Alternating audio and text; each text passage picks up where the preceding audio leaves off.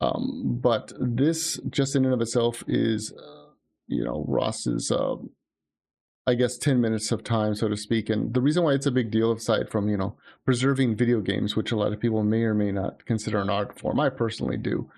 But it's the fact that once Europe adopts something, then other countries are quick to follow suit. If you guys remember way back when with something like the iPhone, where they used to have that weird like lightning cable, well, the European Union, I believe, or the European Parliament, one of them, I'm not up to date too much on in regards to that stuff, but I know that they basically either sued them or threatened a lawsuit if they didn't change it to be Type-C to make it more convenient with everything. And Apple followed suit. They changed it, and now that's why iPhones have a Type-C charger. And I really hope this gets pushed through, because once Europe adopts it, I'm hoping they adopt it, and I'm actually really curious, what Scott has to say. But once they adopt it, then it will be a completely different environment. Oh, let me refresh that real quick.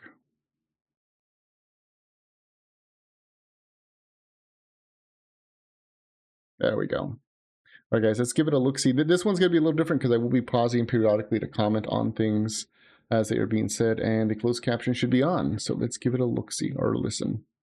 I am the founder of the Stop Killing Games consumer movement, which has many shared goals with the initiative. I'd like to clarify what it means to destroy a video game. The second slide.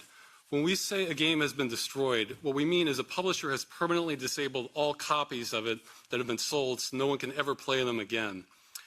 How many of you guys have a game that you can't play anymore because either it doesn't connect to a server or it doesn't connect to an update server that it requires if you're just all brand new?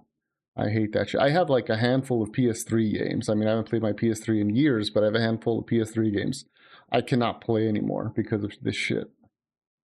It would be like removing every single copy of a book or film in existence, effectively erasing it from the culture. The way this practice works is first a publisher sells a copy of a video game. However, it has been designed so that it must connect to the publisher in order to function. This access... Yeah, I think this right here is a potential... This right here is a problematic point of issue. The fact that since it has to connect to the publisher in order to work, the publisher ultimately has control over when they're going to pull a plug on it. I can think of, like, for example, like an older game. Okay, here's a good one, because I was just talking about it earlier with people on Discord. Diablo 2, old school Diablo 2. I can still get my copy of Diablo 2 on CD, install it, and run it off the CD key that it came with. Now, I know there's lots of updates and balances and so forth, yada, yada, yada, right? But with Diablo 2, just as it is, I can still enjoy and play the whole game off the CD because it is a finished product, a finished, completed product.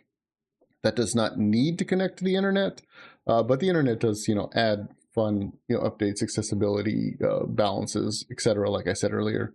But you take something like Diablo 4, I don't think Diablo 4 can be played offline. I think it demands that you connect to the internet at least once a day. Diablo 3 maybe, but I know Diablo 4 for sure.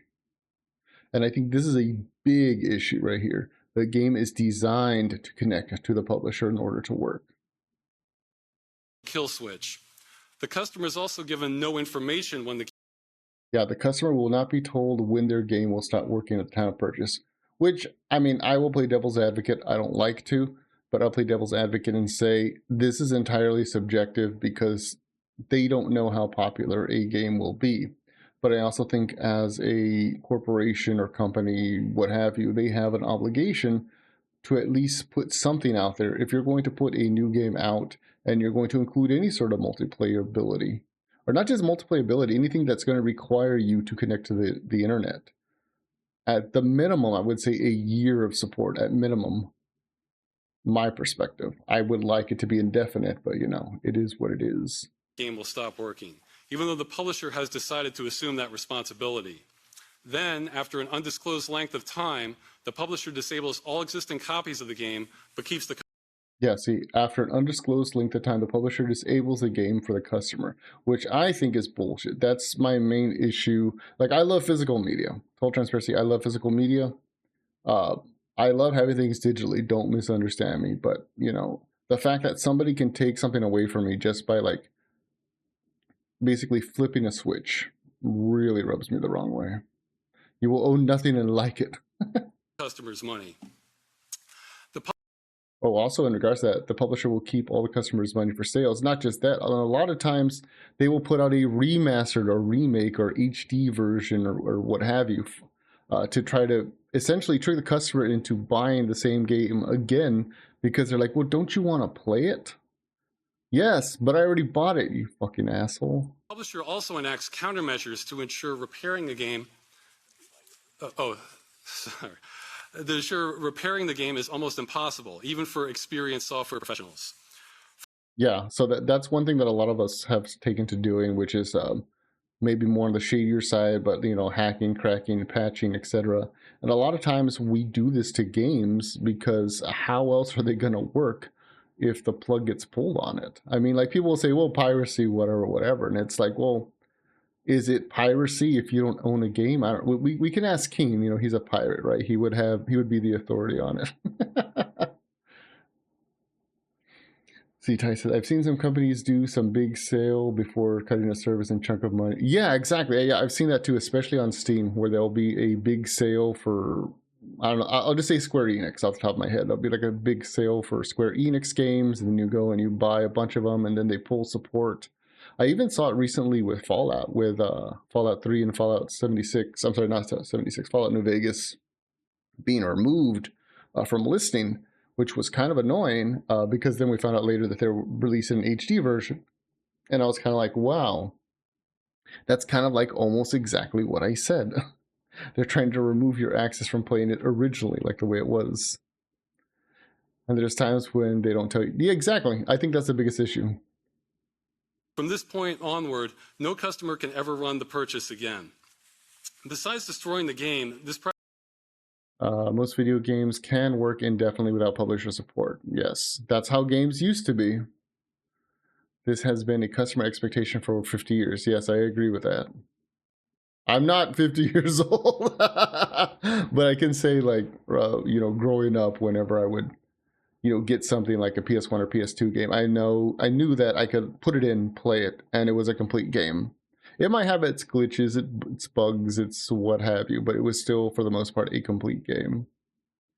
Video games that connect to the internet can also operate indefinitely without support if designed responsibly. I think that's an excellent way of putting it, if designed responsibly. A good way of that, well, once again, I'm going to use the Diablo design for Diablo 2, even Diablo 1 by extension. There is a way where you can play Diablo 2 and Diablo 1 just over TCP/IP and LAN settings. So you can still, if you wanted to multiplayer it, still enjoy it that way without the need for, you know, the BattleNet connection, which I don't think BattleNet necessarily in and of itself is inherently bad, but, you know, it's an extra step. practice is also subverting customer expectations. Most video games can work indefinitely, which has been the customer standard for half a century, including ones that connect to the internet. Alternately, a small number of video games operate as subscription services, but those inform the customer exactly when their access ends at the time of payment. The games we're referring to do no such thing. It's a bit of miscommunication. They almost always contain terms stating they can end at any time for any. Most games require an online connection to the publisher. They are permanently disabled as soon as support ends. Yep. Do not give the customer information about their access and at the date of purchase. And I'm going to have to turn off the captions real quick for us. Information on a game's lifespan is integral to a customer's buying decisions, which I absolutely agree with. I'm not going to buy into a game or invest into a game if it's going to be if it's going to have itself like basically the plug pulled on it, at least server wise. There was a time when I think Palworld, they were going to stop supporting Palworld because of a lawsuit from Nintendo. And everyone was like, you should buy Palworld now before, you know, it disappears from Steam and this and that and whatever. And I was like, yeah, I would, except the fact that if I buy it, what if they have to take down their servers and then what am I going to connect to? And of course it goes into the whole thing of private servers and so forth. And I'm like, yeah, you know, you have a point, but it is what it is. I'm glad I held off on it because the game is still up, so yay. Reason. What this means is customers have no real protections when they buy games like these. They are unable to keep them, and they are not informed when they will end. This behavior would be outrageous in other industries. If you bought a book in a store, the publisher cannot come into your home and take back. Yeah, I totally agree with this. That's the main reason why, I mean, I have a pretty extensive library of books that are basically, you know, like tabletop books, as well as fiction books, as well as some like religious books and so forth. You know, and I enjoy collecting them for just those reasons. Like if I buy like a new, like the D&D book, for example, um, usually I can get it cheaper if I choose to buy the PDF, but the problem with buying just the PDF is if I misplace that PDF, aka it gets deleted or there's a hard drive crash or something, then everything's just, you know, shit out the window. But if I have the physical book, I can read it anytime, any place, uh, basically under any circumstances. I don't need power, so to speak, in order to enjoy it, read it, play the game. It's a little bit different, you know, because, you know, tabletop games, but video games are slightly different. Anyways. Your book at will. If you bought an insurance policy, you would be informed when that policy ends. Yeah, that's true. The seller could end it at any time for any reason, but still keep your money. The games being sold this way are... Oh, that's a really good point. Not that the seller could end it at any time for any reason, but still keep the money. What that tells me is that if this goes through in a big way, we might be seeing like multiple class action lawsuits of people wanting money back for games that they've purchased and haven't gotten to fully enjoy or finish because of the fact that, well, somebody else, a third arbiter, if you will, has decided that they are now cut off from it. At any time for any reason, but still keep your money. The games being sold this way are operating similar to scams. I agree. Publishers know Scams, absolute scams. So they sell these in the same way as ones that can work forever. As a one-time purchase with no expiry date, then price them the same. Oh my god, guys, that reminds me. Hold on, let me see if I can get it.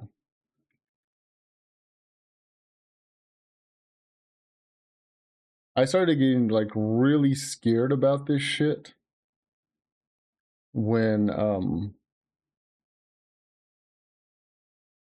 this is probably going to be a bad example, but I'm just going to bring it back. We do need no more magical girls.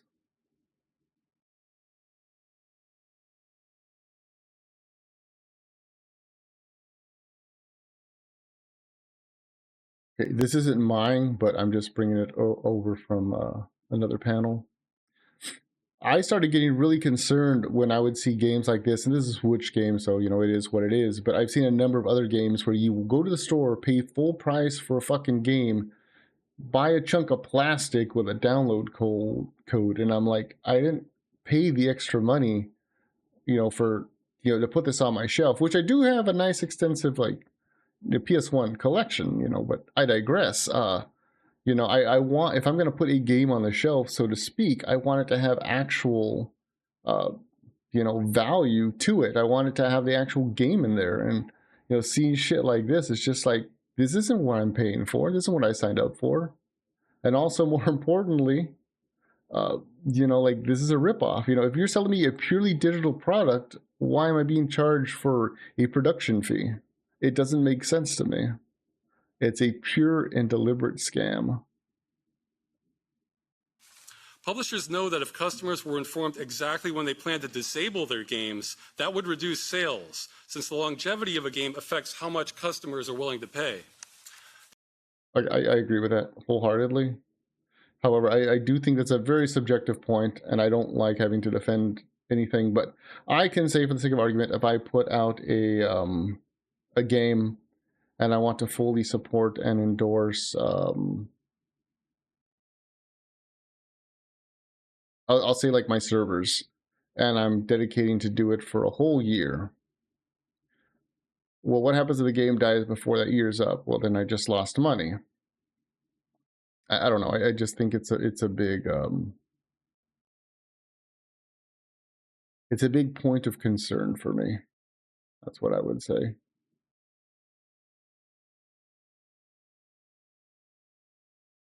The industry is trying to have it both ways, finding ways to say they're selling you a game that they're not selling you. This creates confusion for everyone involved and is part of...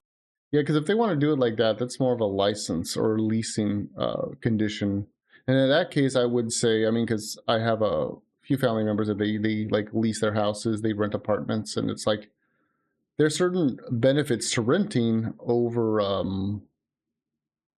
what would think if they tied it to a player count dropping below.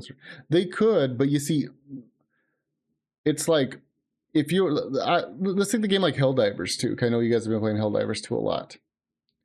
If you invested into the game and they told you, hey guys, enjoy it for the year because it's going to be gone after that, then they're shooting themselves in the foot because no one's going to buy it. They're like, well, I'm not going to play a game, invest all this time in the game, just have it yanked away after a year. But by the same token, it's like, I can't say in good faith, I'm going to support this game for 10 years.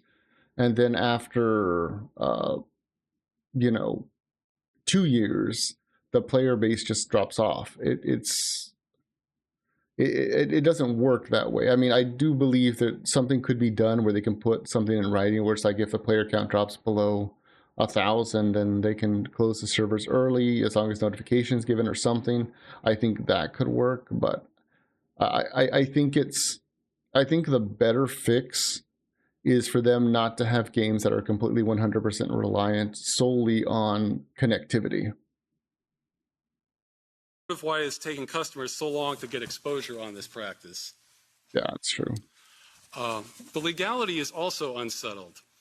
Earlier, members of Parliament assisted us in asking questions to the EU Commission about how legal the terms and game license agreements were, especially being able to terminate them at any time for any reason. To see the query, most popular form of entertainment, right?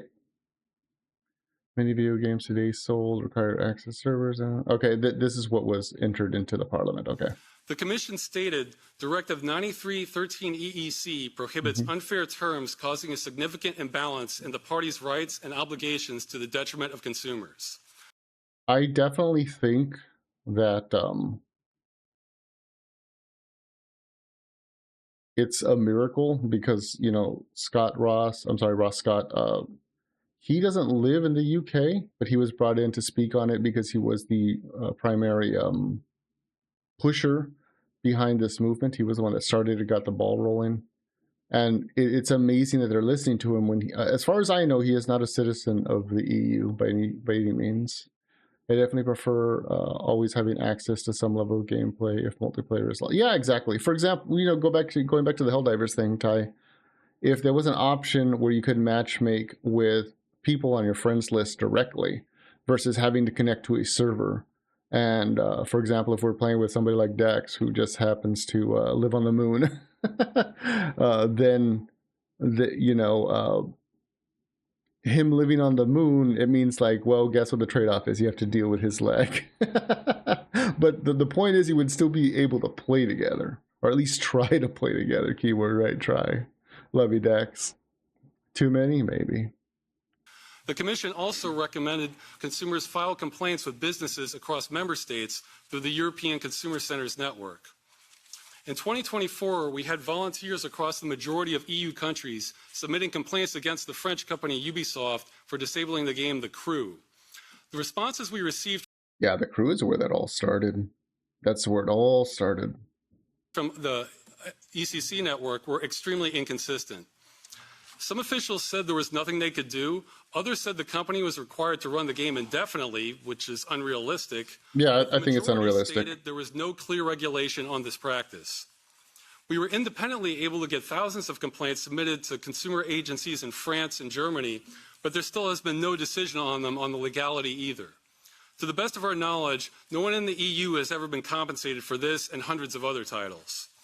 In short, governments in EU countries are not sure how to handle this situation, and EU pisses me off with Anthem. Anthem is, like, I never played Anthem. I was excited for it, but I never got around to it. And then, of course, when I did get around to it, I think it was dead already.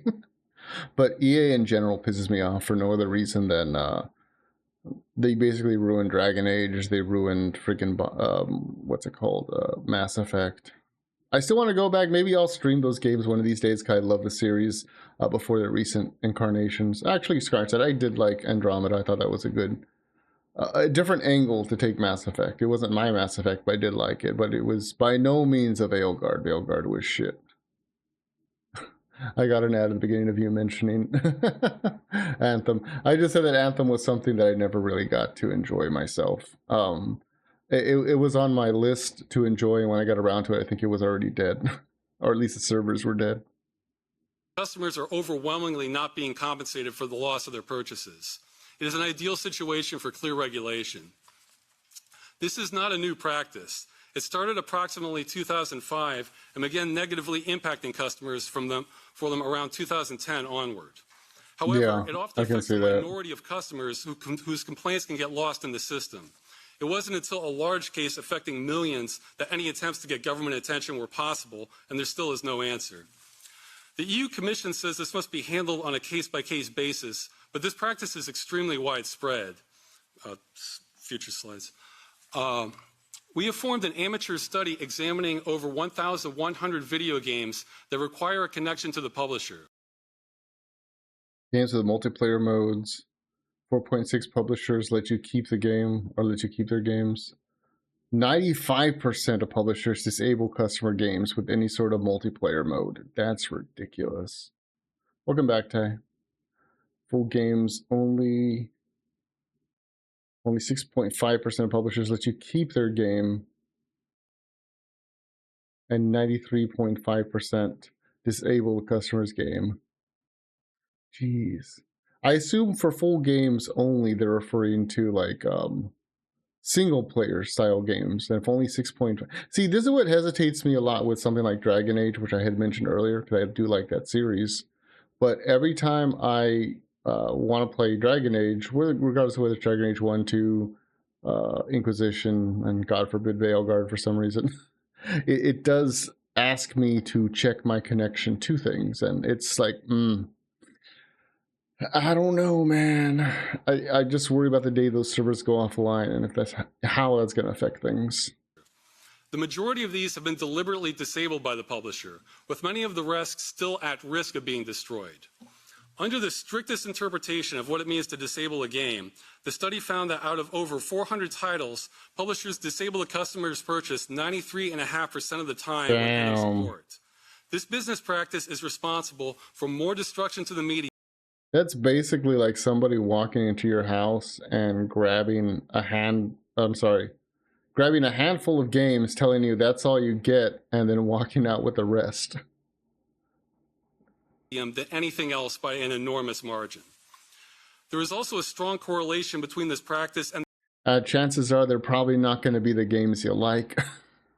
The size of the publisher, as most small studios do not engage in it, as it requires far more resources, work, and liability than they can handle. That's a very important point, because that's actually why I, as well as other people in the community, and I guess various other communities like Proxy, have started really enjoying like the indie studio games. I mean, one, because we get to help people that have a sincere goal or dream to put out something awesome, but more importantly, it's to I think I got to say this. It's to know that you're going to have the game as long as possible, because they don't plan to like pull the plug on it.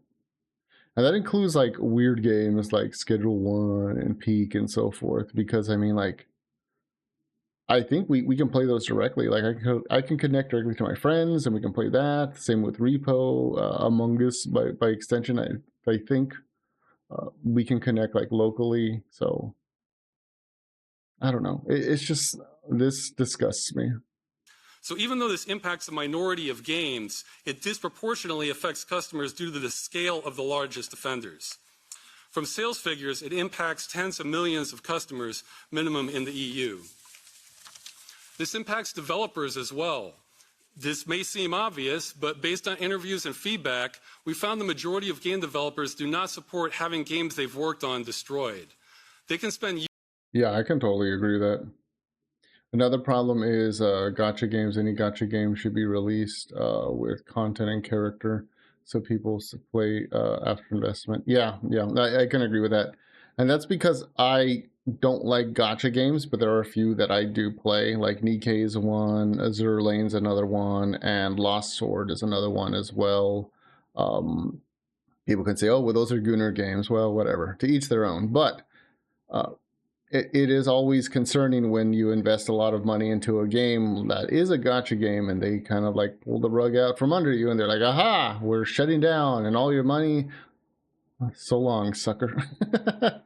But no, yeah, it's a big problem, especially with gacha. I think gacha games are in a whole nother league of evil, aside from just this, because not only do they prey on a FOMO, uh, more importantly, they teach bad habits of gambling, maybe to kids or weak-minded individuals who wouldn't be exposed to that previously. But I mean, I don't know. I'm not your dad.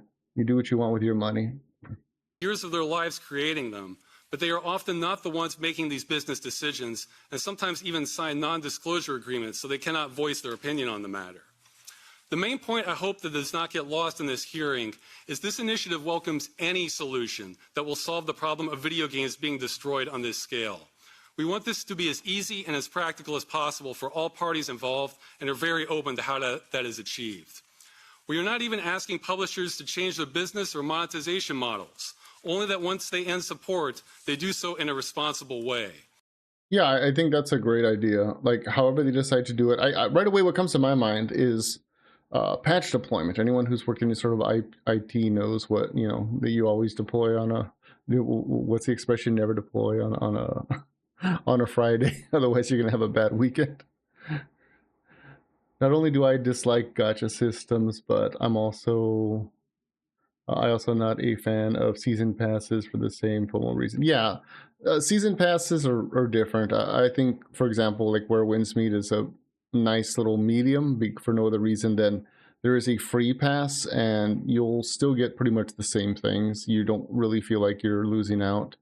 If you choose to buy it, that's cool, but they don't like restrict your enjoyment of the game based on it. But yeah, anyways, going back to the deployment idea, I think when a game is nearing end of life for the publisher, all they would have to do really is just say, okay, here's the end of life deployment patch, send it out, and then essentially flip the knobs or turn the switches or whatever they need to do, and now that game is in like either single player only mode or in TCP/IP mode, which basically means you can only connect to each other if you have a server, or if you want to connect directly to your friend's TCP/IP internet config, which is a bit more tech savvy. But let's be honest, the people that care about this stuff, like myself, we're probably more on that tech savvy side of the spectrum, so it makes sense.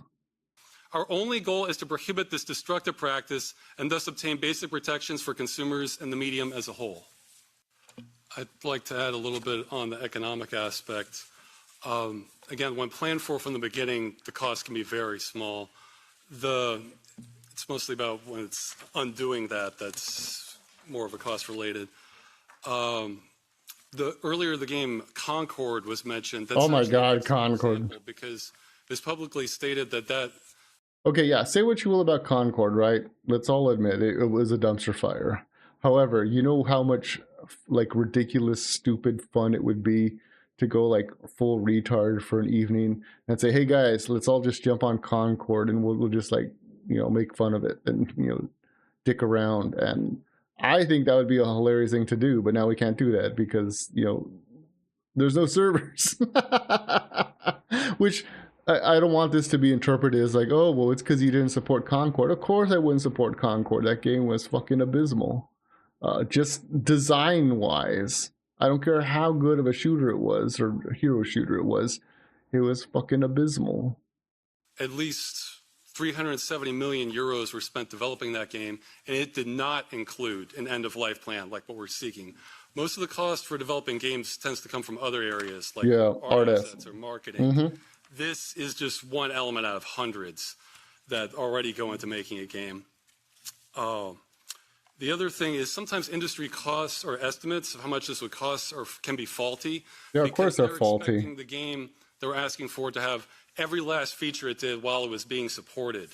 And many of those You got an NES collection? Okay. On a Discord, I do have a retro games area. You got to send me the games you have, and I'll send you the games I have. Because I actually do have an NES. It's actually a Retron 1, so it plays like original NES games, but like with the HD graphics. I say HD with air quotes, but it is something that I could stream. Maybe I'm considering it, especially the way these games are going. can be retired and don't even make sense for a game that's no longer being supported, like administration or anti-cheat measures or account management or things like that. So that can drastically, there can be hundreds, or known as microservices. I think anti-cheat in general is a piece of shit. I don't think it should be in games. I think if there's a cheating problem, the game developers themselves should find out what the vulnerability is and fucking patch it instead of relying on a third-party thing like anti-cheat that all it does is lock out Linux users from enjoying a lot of games because guess what? They're not running Windows compliant software. Associated with these that can be disabled and the customer still has the core game. So that should be taken into account when figuring. That is something. Would you guys prefer to keep a game? I brought up Helldivers before, but I'll bring it up again. Let's say Helldivers was to like die. Let's say tomorrow they're like, okay guys, we're going to kill the game. You know, it was a good run. Hope you guys enjoyed it, but we can't afford to maintain the servers. Blah. You guys can still play the game in a single player kind of like matchmaking bot match mode type thing, but we'll unlock all cosmetics because there's no point in keeping them behind the paywall anymore. But there's gonna be no online connectivity. It's all going to be like bot matches, for lack of a better word. Would that still be something you guys would want? Because I'm torn on it. There was a game I used to really like when I was younger called Star Wars Battlefield, and not the crappy new ones that they kind of like remade, but the original ones for PS1 and PS2. And I had a lot of fun with those, and those were entirely like bot matches. Like yes, you could connect online because the PS2 did have a modem built in, but for the most part, if you were to buy the game brand new, then you would just be playing bot matches. You'd be doing missions, so it'd be like advancing through a story mode, so to speak. But I really enjoyed that. I didn't think it really took away from the story at all, or sorry, from the enjoyment, not the story at all. I'd prefer that over nothing. Yeah, you see, that's what I'm leaning towards. I know there's people, for example, like fucking Pirate Software, who is like, oh, that's a detriment to whatever. Why would you want to remember a game on its last leg? And it's like, well, it doesn't matter because it's my last leg, not yours. Out the potential cost. And it might have been mentioned earlier, but we also want to emphasize the companies have been paid already once for the working game, so that should be factored into the budgeting. There were some other points mentioned on the right to repair, whether we need it and how long. The original Killzone had bots that was on leading to end. I just butchered that entirely. So I'm sorry for that, miscreant mule. The original Killzone had bots, and that was one of the leading end of. That was on the leading end of online gaming. I think you mean they turned it on towards the end of Killzone's original online gaming stuff, which makes total sense. I would rather have a game with bots where you could connect to, and it would just auto-generate. And at the very least, you can still play the game. Like if I want to do like an expose, so to speak, or a game, I guess essay as far as about Killzone, I could load it up, do a couple of bot matches just to get some relevant footage and then go from there, which I think is great. I mean, fuck, you can do that with fucking Quake 2. Why can't they get this shit right? Product should work. With right to repair, that's a little bit different issue. Could play offline with 2-player and bots also. Oh, see, that's a great idea. Especially if you have a small circle of friends and you could play offline or collect via LAN or TCP/IP. And then it's like, let's say there's only 2 or 3 players that are actual like real people, and you could have, the real people versus the bots, which I think is fine. I think it could be pretty fun, especially if you can up the difficulty of the bots so they're like pretty much unkillable or like skill levels through the roof. I think that's fun. Having all the the human players, versus the crazy killer bots. I think that's fun, but that's just me. It's certainly welcome having the right to that. As I mentioned in my presentation, there are deliberate countermeasures to prevent repair. That it's almost like a small miracle when it does happen from extremely experienced. Yeah, I think just recently they actually stopped the crew from being completely offline. Like some people were able to make like a private crew server, which is all great. Like, don't get me wrong, I am all in favor of private servers, but the issue with private servers is there is somebody or a small team inherently that runs it, and life eventually happens, which basically means that eventually the person who's running the server is going to stop, or life's going to get in the way, or they're going to hand it over to somebody who maybe doesn't have the best intentions, and then the game will die again. And that's what scares me. That's what worries me. Software professionals for resurrecting a game. However, if there were repair instructions, that would be very welcome. I think it had difficulty change. Had difficulty change and sack bots on one team to imbalance teams. You see, something simple. Why can't they do that? Like in this fictional scenario where Helldivers is taken offline, do something like that. Even consider that a viable alternative to what we're asking, if it was practical to resurrect the game that way. And for how long it should work, it's kind of again, the customer standard is indefinitely, as long as they keep the game in good working order on their end. And we're not trying to hold any publishers responsible for updates that break things that wasn't their doing. Yeah, exactly. I can agree with that. I think the main issue became when these developers started making it so people had to rely on them, had to connect to them in order to enjoy a basic game. And there was one game I had. I think it was Diablo 3. I'm bringing up Diablo again for like the third or fourth time. But I could play that game entirely offline, but it did require me to connect to the internet at least once every 24 hours, which I hated. But, oh well. So how long they choose to support it, we're completely open to. I mean, I think there's already existing EU regulations on that, but I mean, as far as we're concerned, they could end support the next day, but as long as the game isn't destroyed, we would find that acceptable. And the last point on the, for doing this through the existing, just doing this through the courts, through the legal action, that still doesn't get to the heart of the matter of the game itself being destroyed. We're not really refunds and compensation. Those are a secondary measure that when the game itself can't be reinstated, we just want the game preserved. So doing it through the existing framework doesn't quite get us there necessarily. I think it's really, really great. I admire a lot that he's done to push this initiative. And I could totally agree with that, especially what he said right here. For doing this through the existing, just doing this is the part of the matter of the game itself being destroyed. We're not really. I can, and this is speaking for myself, I'm not speaking for anybody else, but in regards to refunds and compensations, I am completely 100% fine. If they told me, hey, these old games we can't preserve, so we're going to abandon them, but starting in space year 2026 going forward, all games that are released will now force to have this offline, I'll say end of life, patch at the end to preserve them. I'm totally fine with that.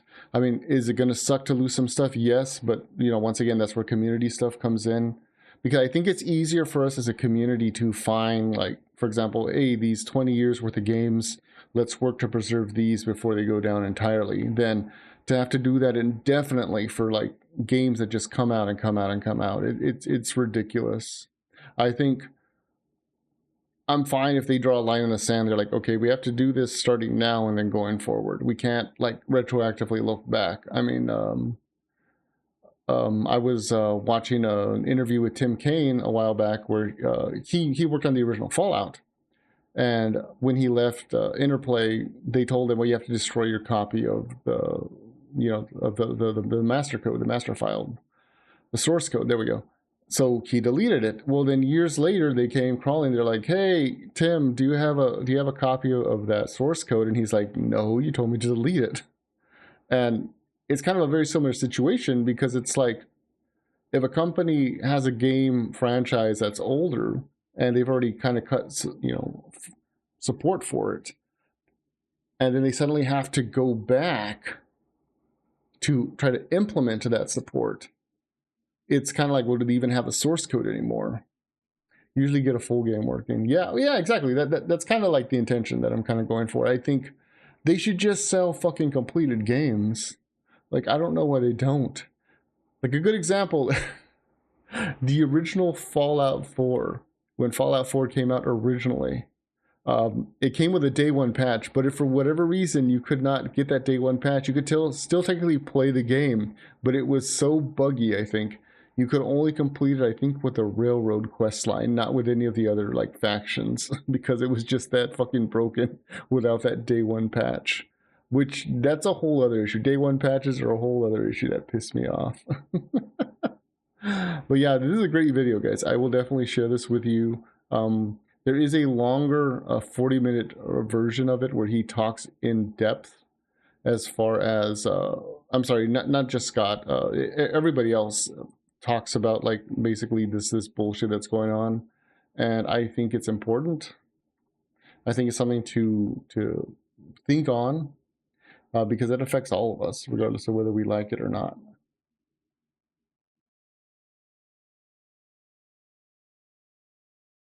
Fortnite is no different. I agree with that, sadly. I think the best thing they could do for Fortnite, and I will say for the record, I'm not a Fortnite fan, is basically put it in an offline end of patch mode, leave it with bots, and just, if they still want to play it, go for it. Leave that option out there. That's all they can do, you know? I think that's the best way they could handle something like that. And that's coming from someone who doesn't like Fortnite. Yeah.